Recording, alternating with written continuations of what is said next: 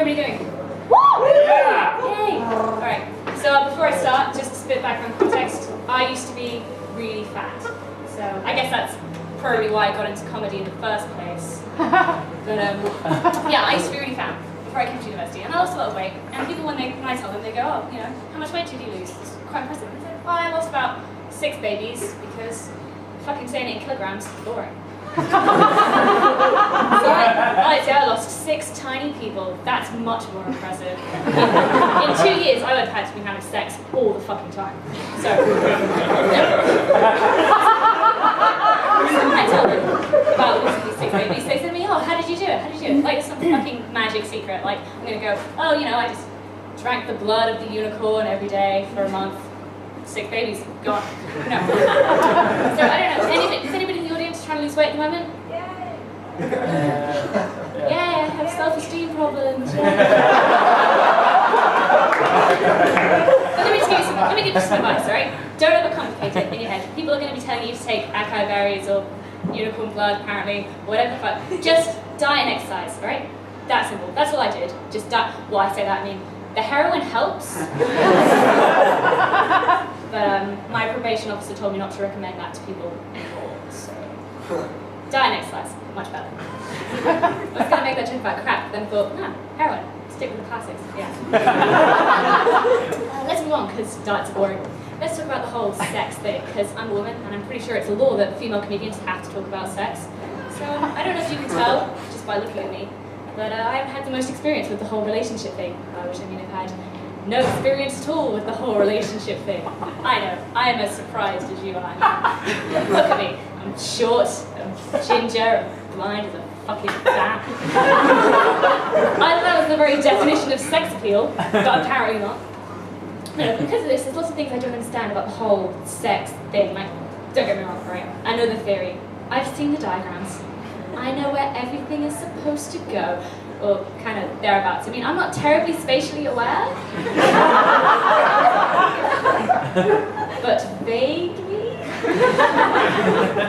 No, what I really don't understand is the rest of it, which is actually a problem I think a lot of women have, but men don't have that at all. Because when a man first discovers his sexual urges, it's a little like he starts his Pokemon adventure. Except instead of, you know, small boys going off into the wilderness to catch animals, it's small boys going off to put their penis in anything kind of vaguely hole-shaped. Those two things are exactly the same in my mind. And that's fine for you guys. Women do not have this at all. Timmy can go off and put his cock in Lydia or all he fucking pleases. But you know what you never get discussed? Female masturbation. Well, except for the occasional awkward conversation you might have with a creepy uncle. But I'm not supposed to talk about that outside of therapy, so... Yeah. Anyway, what I understand the least, though, is how you actually initiate the sex, if you will. Because I know enough from the movies to get them back to your apartment, right? You go on a date, it's romantic, they tell you something deep and meaningful from their past that will be relevant later in the film. They walk you back to your apartment, you invite them in for coffee. It's 10:45 in the evening, right? There's no other need for caffeine at this time, so we all know what's going to happen. What the fuck do you do then? In the movies, they just pan away to the curtains, James Blunt is playing. Can't do that in real life, we'll try it, just look. You're supposed to just hand them the copy and say, so, you wanna be on me? That seems like it would be a mood killer. Or you're supposed to maintain a weird, coy ruse for the rest of the evening. You're supposed to go, oh, I'm sorry, John, I'm actually out of coffee. But I do have this selection of flavoured massage oils, so we can make that work. Oh no, all of my clothes just happened to fall off. How awkward. Ha ha ha. What to do? What to do? Now, there's another layer of confusion to add to this, right? I panic. As a person, I'm prone to panicking. So I have a very genuine fear. Don't laugh. It's genuine fear. But I'm going to bring a man friend back to my apartment, and he's going to flop it out. And I'm just going to stand there and stare at it.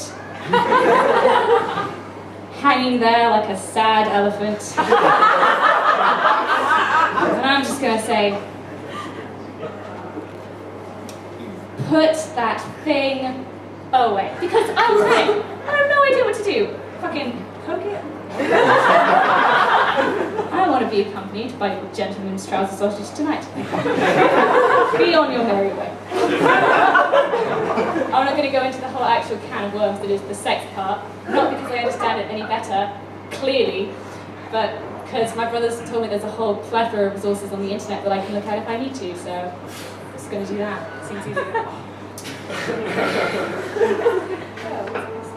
Alright. Yes. Now, luckily for me, what, my wrist is so interesting, guys, I forget my tips all.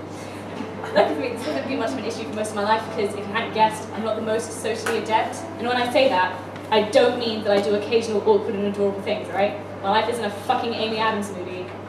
Okay? I mean that I'm physically incapable of holding a conversation without inadvertently calling someone fat, flailing, or making a strange noise. These happen at the same time. I like to call that the Triforce of awkward. And, okay, having a conversation with me the first time is half like watching a crazy interpreter dance, and half like trying to get Lassie to tell you where Timmy is stuck down the well. And you know who I blame for this? Movies. Because my parents, bless them, are fucking shit at giving advice. Right? I mean, they try, but like, a few years ago I was feeling quite down. My mum comes to me and she says, Lydia, you know, you'll feel better about this when you're married and have kids. Well, as a 14-year-old girl, I get proposed to all the fucking time, so problem solved, thanks Mum. But no, because my parents are so fucking shit at giving advice, I had to learn all my life lessons from movies, which was a terrible idea, because movies are full of shit, right? There's a reason guys don't want to go out with awkward socially inept girls. It's because they're awkward and socially inept. These are negative qualities, alright? Take it from me, it's not cute when you fall down. It's not cute when you accidentally burn down their summer house. It's really not cute when you burn down their summer house in some twisted form of vigilante justice, but that's a life lesson from a different kind of movie and not entirely relevant. Movies are lying to you when they tell you that it's okay to be quirky. Why do you think in the movies, the girl can just let down her hair and take off her glasses and suddenly she's really conventionally attractive? It's so the audience can go, oh yeah, right, I see why he wants to be with her, he wants to introduce her to his sad elephant. I get it, get why that's a thing. Okay, let me just tell you, that fucking work, bitch, we're wearing contact lenses, right? When I take off my glasses, there isn't a Doctor Who regeneration, and I suddenly look like Scarlett Johansson, right? The only thing that happens is I can't fucking see anyone.